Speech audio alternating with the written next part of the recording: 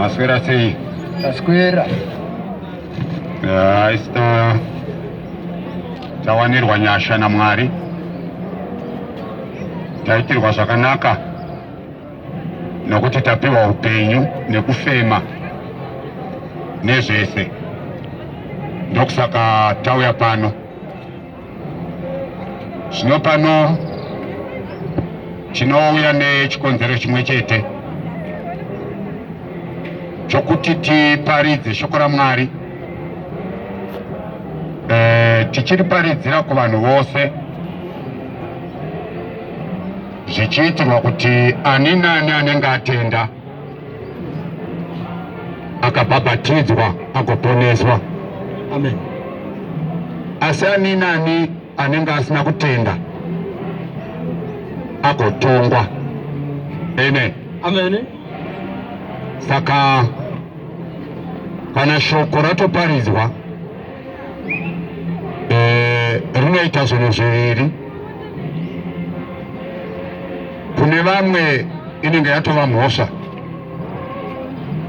yokuti makarinzwa mukasatenda, ndokunge vanhu vasina kutenda. Kune vamwe hunenge hwava upenyu hwokuti makarinzwa mukatenda. Amen. Amen.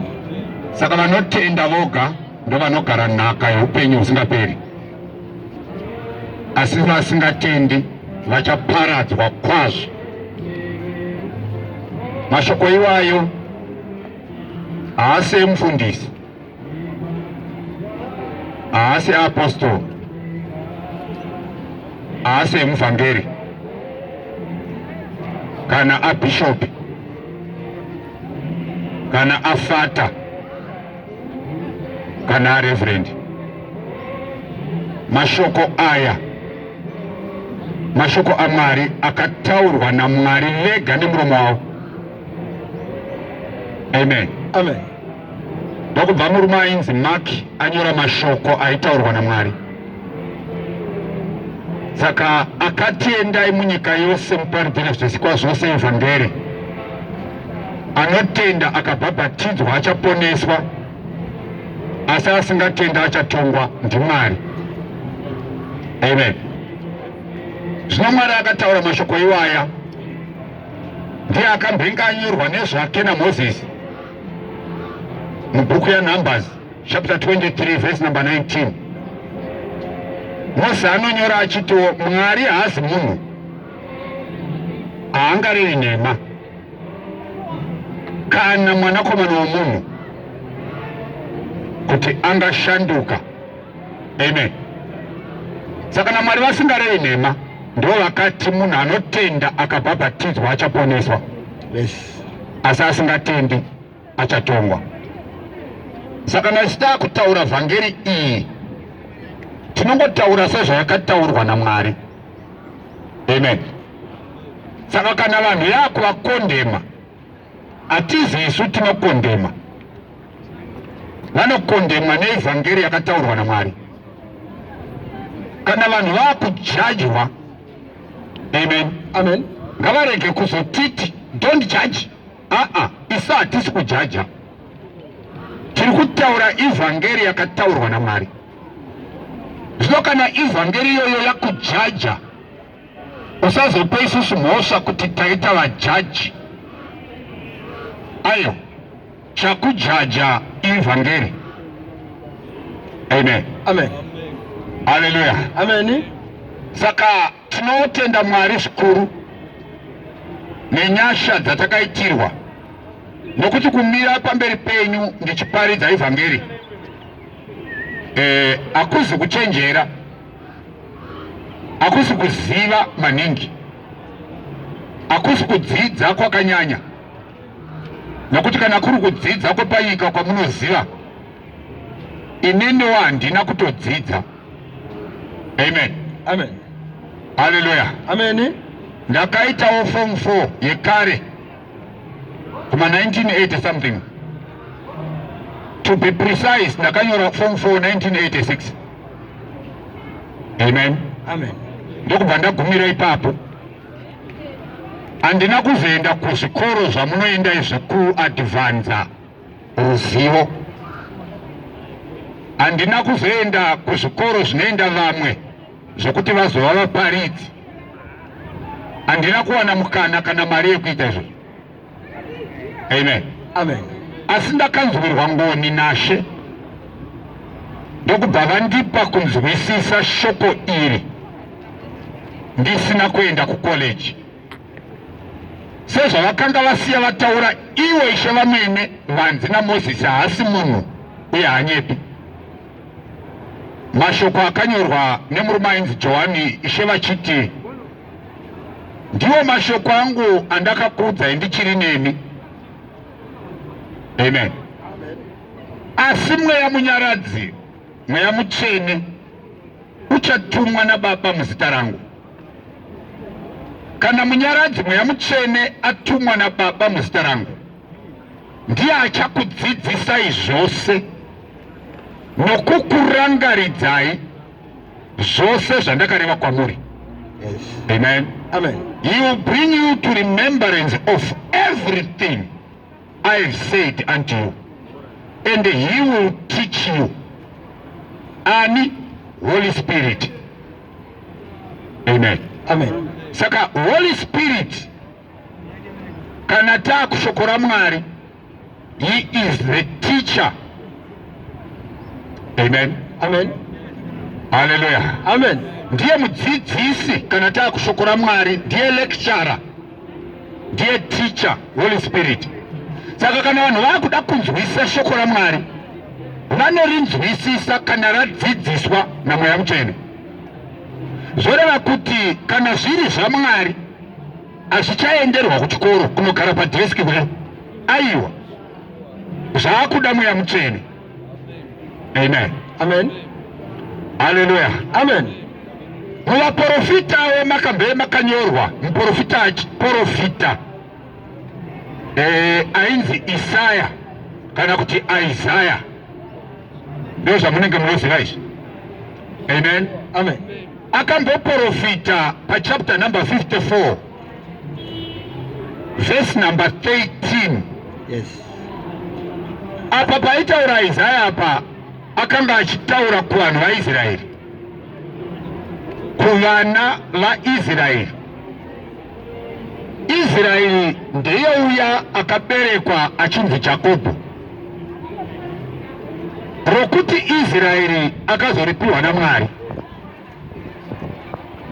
achiripirwei akaripiwa iri blessing, nokuti achiri Jakobho akanga aita mutsimba naMwari usiku hwese kusvikira kunze kwaedza. Kunze kuchinoedza mutumwa waMwari akati kuna Jakobho, chindirega ndiende. Kunze kwaedza. Jakobho akati, andikuregei muchienda kusvikira mandiropafadza. Yes. Amen. Amen. Ndokubva mutumwa waMwari amubvunza kuti unonzani zita rako? Akati, ndinonzi Jakobho. Amen. Amen. Zvikanzi nemutumwa waMwari, kubva nhasi hauchanzi Jakobho, wava kunzi Israel. Saka ndiye akazobereka vana vakazonzi vaIsraeri. Kuda kuti munhu akanzi Israel akabereka mwana anotumidzwa nezita rababa wacho kuti Israel. Hey. Amen. Amen. Saka vanhu ivava vari kunzi vaIsraeri ndo vakaprofitirwa naIsaya mashoko aya. Ari pana Isaiah chapter 54 verse number 13. Number 13. Yeah. Vana vako vose vachadzidziswa naJehovha. Vana vako vose iwe Israeri vachadzidziswa naJehovha. Rugare rwavana vako ruchava rukuru. Rugare rwevana vako ruchava rukuru. Uchasimbiswa mukururama. Uchasimbiswa mukururama. Uchava kure nokumanikidzwa. Uchava kure nokumanikidzwa. Nokuti hauna chaungatya. Nokuti hapana chaungatya. Uye kure nezvinotyisa. Uye uchava kure nezvinotyisa. Nokuti hakuna chingasvika kwauri. Nokuti hakuna chingasvika kwauri kana wadzidziswa naJehovha. Yes. Amen. Amen. Hallelujah. Amen. Vana vako kana vadzidziswa naJehovha, hakuna chinotyisa chasvika kwavari. Mashoko iwaya ndo akazoti Ishe wedu Jesu Kristu vakudzidzisa vaIsraeri. Amen. Amen. Vachivadzidzisa pamusoro pechingwa chezvokwadi, mashoko achinyorwa naJoni. Amen. Amen. Sezvakanga zvataura Isaya kuti vana vako iwe Israeri vachadzidziswa naMwari. Ishe Jesu vakazotaura mashoko iwayo pana John chapter number 6 verse number 45. Vari kutaura zvakataurwa naIsaya. Amen. Amen. Saka Isaya paaiti vachadzidziswa aireva future, kuti nguva dziri mberi dzinouya vana vako iwe Israeri vachadzidziswa naMwari, kureva kuti Mwari ndiye achava mudzidzisi wavo. Nawo panapa tiri kuona vaJudha vakudzidziswa nyaya yechingwa naJesu. Ndobva akota rugwaro rwaIsaya chapter 6 yaJohn verse number 45. Number 45. Yes. Muvaprofita makanyorwa muchinzi. Jesu ari kutokota rugwaro rwaIsaya kureva kuti Jesu pese paaitaura kana kuita chinhu kudai akanga asingaite chinhu changa chisina kunyorwa, uye akanga asingataure chinhu changa chisina kunyorwa. Amen. Amen. Haleluya. Amen. Mashoko ese akataurwa naJesu ukateedza kudai ane magwaro aaikota. Amen. Amen. Saka zvoreva kuti zvaitaurwa uko chinzi Jehovha achazoti, Jehovha achadzidzisa vanhu. Amen. Amen. Kana Jesu akudzidzisa akukota mashoko aya akanzi Jehovha achadzidzisa vanhu. Saka kureva kuti ainzi Jehovha achadzidzisa vanhu ndiani? NdiJesu. Yes. Amen. Amen. Saka verse number 45 Jesu anotaura mashoko iwayo. Muvaprofita makanyorwa muchinzi. Muvaprofita makanyorwa zvichinzi. Vachadzidziswa vose naMwari. Vachadzidziswa vose naMwari vana vako iwe Israeri. Amen. Amen. Saka Jesus was a teacher of the Jews. Because zvanga zvakaprofitwa kuti Mwari ndiye achava teacher wemaJews. Saka Jesus was a teacher. Ndosaka Nicodemus achiti, we know that you are a teacher. Amen. Amen. Hallelujah. Amen. Yeah. Makanyorwa muvaprofita kuti vachadzidziswa vose naMwari. Mumwe nomumwe wakazvinzwa. Mumwe nomumwe akazvinzwa kuna Baba pakudzidziswa.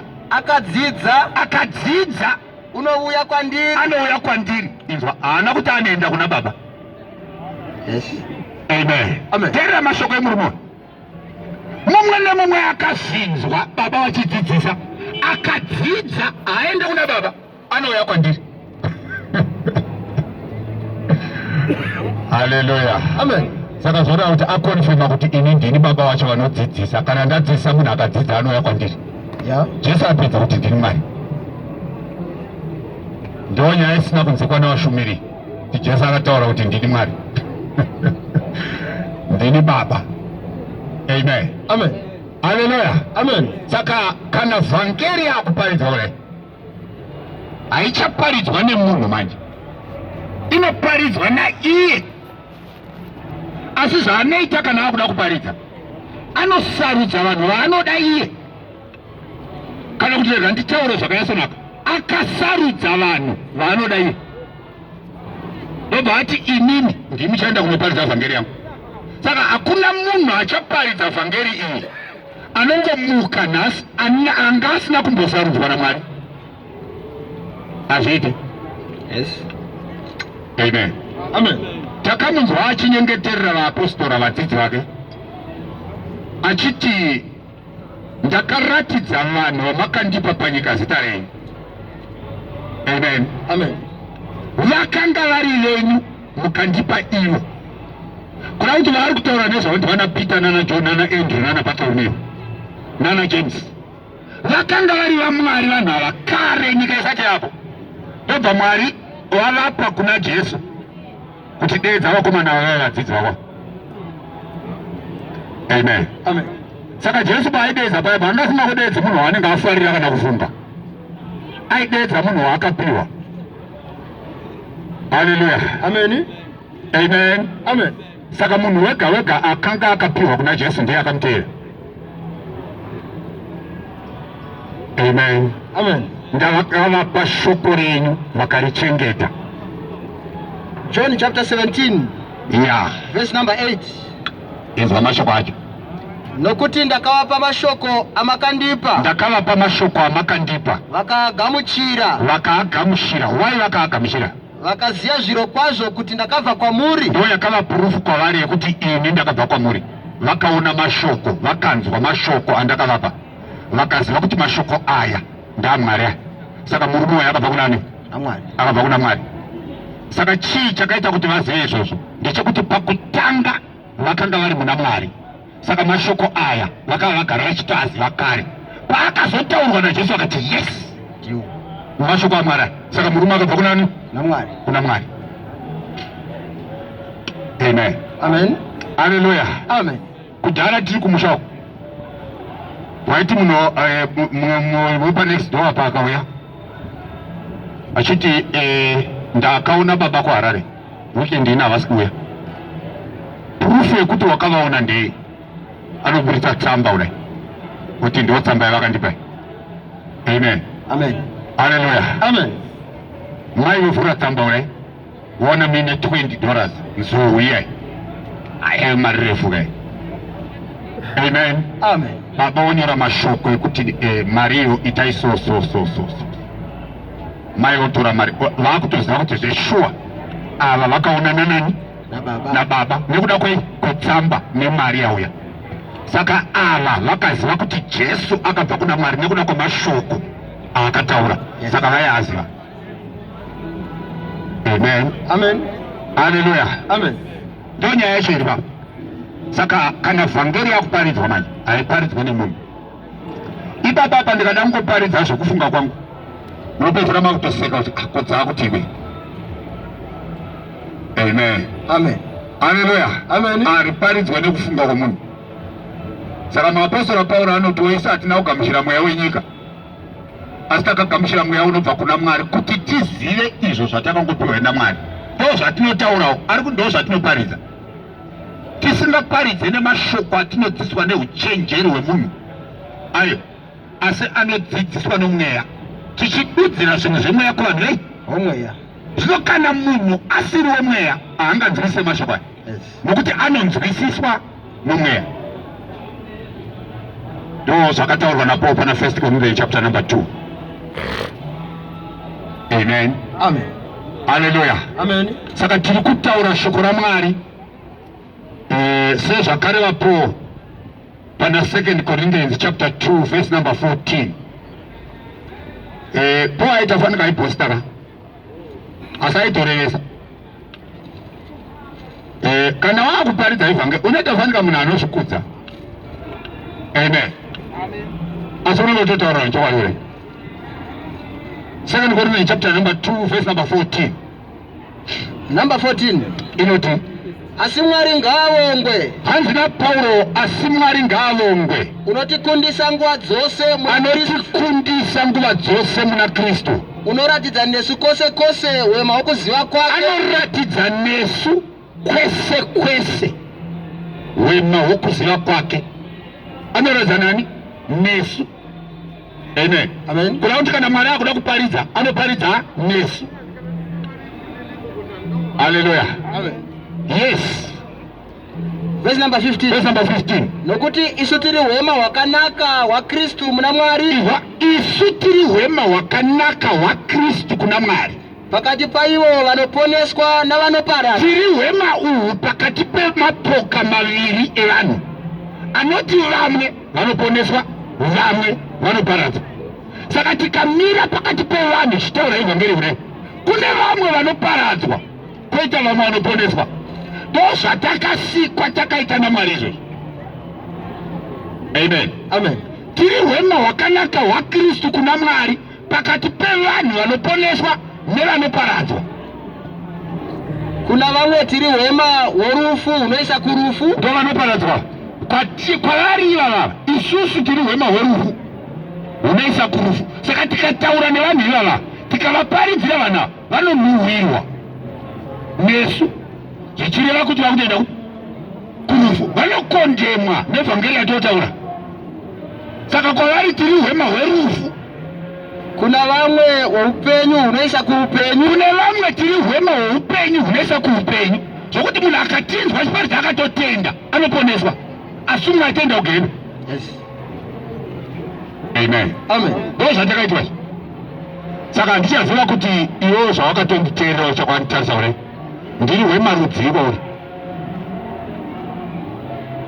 Ndo pane nyaya, ndiri hwemarudziko uri hwerufu here unoisa kurufu. Kana ndakadaro kwauri kuda kuti kuenda kurufu, ende iyoyo hairi vheseki iyo.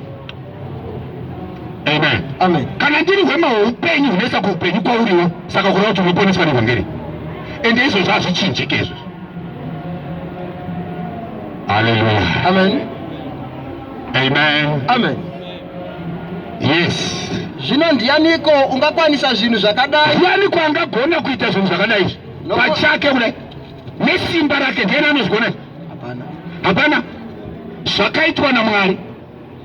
Amen. Amen. Ndosaka ndakuudza kuti hapa dzidzo yenyika chaiyo ndakangogumira ufunfu, handina imwe dzidzo yandakazoita. Amen. Amen. Saka akaita izvi manje kuti nditaure zvandikuita ndiMwari. Hakuna munhu anozvigona, hakuna lecturer anogona kuti munhu ataure izvi. Saka hakuna mudzidzisi anogona kuticha munhu pachikoro kuti azoparidza kudai, hazviiti. Zvinodzidziswa nomweya chete, ende Mwari ndiani? Ndimweya. Hallelujah. Amen. Amen. Amen. Saka sometimes it's a waste of time and money kuti vanhu vanoita 3 years 4 years 6 years vachiita theology vachivavarira kuti vazova mapasta kudai. It's a waste of money and time. Amen. Amen. Hallelujah. Amen. 5 years uri pachikoro kuchiparidzwa nani? 5 years kunofa vanhu vapa 5 years vasina kutonzwa shoko, vakamirira kuti mufundisi abve kukoreji. Ima hakuna shoko ramwari. Hallelujah. Amen. Amen. Amen. Ndo nyaya yacho. Saka hatina zvimwe zvinhu zvatogona kutaura nemi zvatingatsvaka kuti zvikufadzei. Hatikwanisi uye hatitenderwi kutaura zvokuti tikufadzei. Takatenderwa badzi kutaura zvokuti imi muponeswe, ndokunge matenda. Hallelujah. Amen. Amen. Amen. Saka vhangeri kana ikataurwa, mashoko ayo ekupedzesera ndekuti tendeuka ubhabhatidzwe nezita raJesu Kristu kuti ukanganurwe zvivi zvako ugopiwa chipiwa chemweya mutsvene. maGaratia akatiudza kuti mweya mutsvene ndo garantii kana kuti ndo proof yekuratidza kuti iwe uri munhu waMwari chaiye. Munhu waMwari chaiye ndiani? Mwana waMwari. Vanhu vako chaivo, vana vako ivo vanonzi vanhu vako chaivo. Mukadzi wako nevana vani vako. Amen. Amen. Saka takapiwa mweya kuti huve rubatso nechiratidzo chekudzikinurwa kuvanhu vaMwari chaivo. Amen. Amen. Saka kana shoko ratodaro rakutoreva kuti kune vamwe vanonzi vanhu vaMwari chaivo, kwoita vamwe vasiri. Hallelujah. Amen. Saka purufu yekuti uyu ndewaMwari chaiye unogamuchira mweya mutsvene after you have believed the gospel and be baptized in the name of Jesus Christ for the remission or forgiveness of your sins. Then after forgiveness of sins, you receive the gift of the Holy Spirit. And that Holy Spirit is a guarantee that you are the child of God. And kana wa mwana wa Mwari wa mudyi wenhaka yaMwari. Saka pasina process iyi hakuna anodya nhaka. Amen. Amen. Hallelujah. Amen. Mwari ngavatibatsire. Mwari ngavatidini? Tibatsire. Ngavatibatsire. Saka Ishe vakarayira kuti vhangeri ngaiparidzwe kunyika dzose kuti chive chapupu kumarudzi ose. Ipapo kuguma kuchasvika. ivhangeri ipi yeushe hwaMwari. Saka kana ivhangeri yeushe yasvika kunyika dzose, kuguma kunobva kwasvika. Mukaona nyika isati yaguma, zviri kureva kuti ivhangeri yeushe haisati yasvika kunyika dzose. Ikangosvika chete, nyika inobva yaguma. Ndo zvakataurwa naShe Jesu, ende haazi munhu, haanyepi. Matthew chapter 24 verse 14. Yes. Ivhangeri yeushe, Ivhangeri iyi yeushe, this gospel of the kingdom of God, ichaparidzirwa munyika dzose, ichaparidzirwa munyika dzose, chive chapupu kumarudzi chive ose, chapupu kumarudzi ose, maJudha nemaGentiles. ipapo kuguma kuchasvika. Kana izvozvo zvaitika, the end will come. Yes. Amen. Amen. Hallelujah. Amen. Saka pakuda kutovhetwa ipapa. Ndo zvakanakira mwana waMwari. Ipapa patotovheta. Amen. Amen. Kuti ndeipi nyika isiri kuparidzwa Jesu iye zvizvi. Iripo? Hapana. Nyika dzese dzaparidzwa vhangeri yakwana. Machokuguma hakuna kusvika. Saka zvinoreva. Zvinoreva kuti vhangeri yaparidzwa iziye. Yes. Haisi yeushe hwaMwari. Dai yanga iri yeushe, nyika ingadai yakaguma wazi. Saka vhangeri yaparidzirwa vanhu yazara nemachaneri emaTV nepai nemaYouTube haizivi. Nokuti iyo kana yasvika kumugumo wenyika, nyika inobva yaguma. Saka vhangeri yaparidzirwa sofa haizivi. Amen. Amen. Ichokwadi haisivi. Mwari hanyepi, haataure zvinhu zvaanochinja kana ambotaura. Azviite, haizivi. Saka pane machances ari 99.99% ekuti vhangeri wakatenda iwaiziva.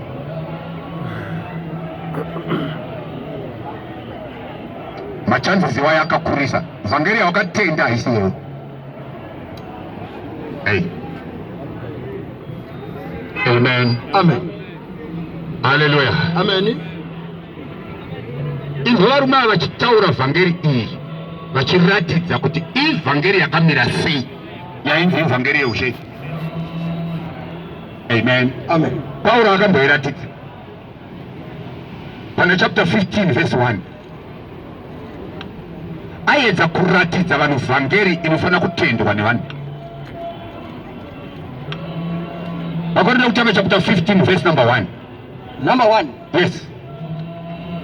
Zvino hama dzangu, Pauro ari kuti zvino hama dzangu, ndinokuzivisai ivhangeri yandakakuparidzirai. ndinokuzivisai ivhangeri yandakakuparidzirai. Kune ivhangeri yakaparidzwa naPauro, iyo yamakagamuchiravo, ndokubva vanhu ava vanga vari paKorinde vaigamuchira vhangeri iyoyo, neyamunomiravo mairi, ndobva varamba vakamira muivhangeri iyoyo. iyo yamunoponeswavo nayo. Basa reivhangeri iyi nderekuti kana vanhu vaiparidzirwa vaigamuchira vamira mairi, voponeswa nayo. Kana muchiibatisa Ndokunge vaibatisisa nemutoo yakaparidzwa naPauro vasina kuzochinja. kana musina kutenda pasina. Ainzwa iwe, kana vakangochinja vhangeri kutenda kwavo kuchava pasina, ende havaponeswi nayo. Yes. Amen. Amen. Hallelujah. Amen. Inzwa vhangeri yacho yakaparidza. Number 3. Number 3. Nokuti pakutanga ndakakupai izvo zvamakagamuchiravo. Inzwa. Akanyatsokubata chapter 11 verse number 23. Ndo paakanga ambotaura mashoko aya. Pakaita kuti vanhu vazhinji vabike chingwa nekutenga waini vachipa vanhu. Vachiti Pauro akatoti bikai chingwa mupe vanhu nekutenga waini.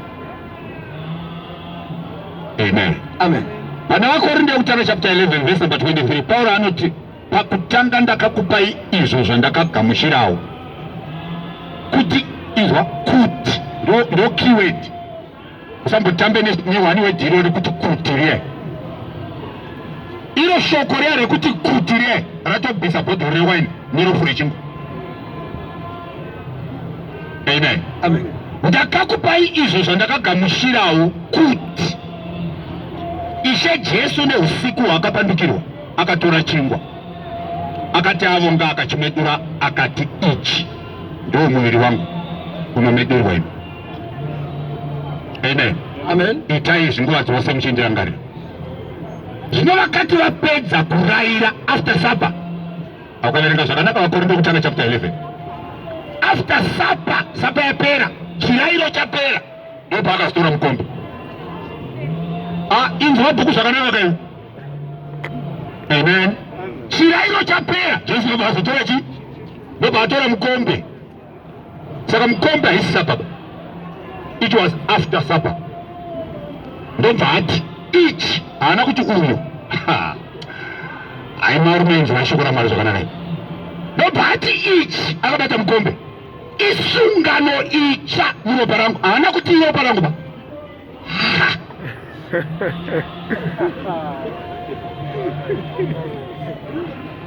Hey. Amen.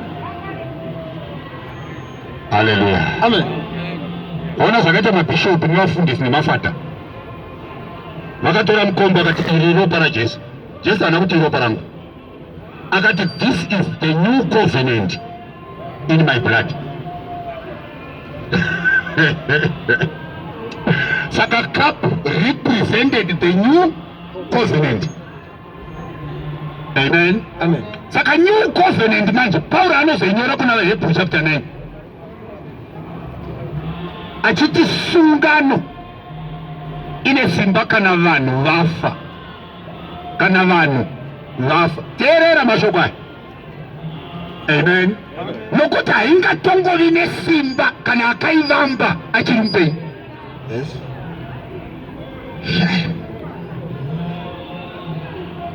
Amen. Amen. The same covenant iri kunzi naPauro isu takaitwa vashumiri vesungano itsva. Ichi isungano itsva muropa rangu. Pauro akuti takaitwa vashumiri vesungano itsva, isati iri yezvakanyorwa asi yomweya, nokuti zvakanyorwa zvinouraya asi mweya ndounopa upenyu. Ateerera zvakanaka. Saka covenant yairipresentwa nekapu yakanga iri covenant yomweya, haisi yezvakanyorwa. Zvakanyorwa chii? Murayiro. Saka zvakanyorwa zvinodii? Murayiro unouraya. Amen. Amen. Hallelujah. Amen. Saka kapu yairipresenta new covenant yaizoitwa naJesu pamuchinjikwa, yobva yasimbiswa neropa rake. Amen. Amen. Saka kana covenant iyi yapo, chaimirira covenant hachichashanda. Inzwa mwana wamai wangu, kana covenant yapo, chaimirira covenant isati yapo hachichashanda.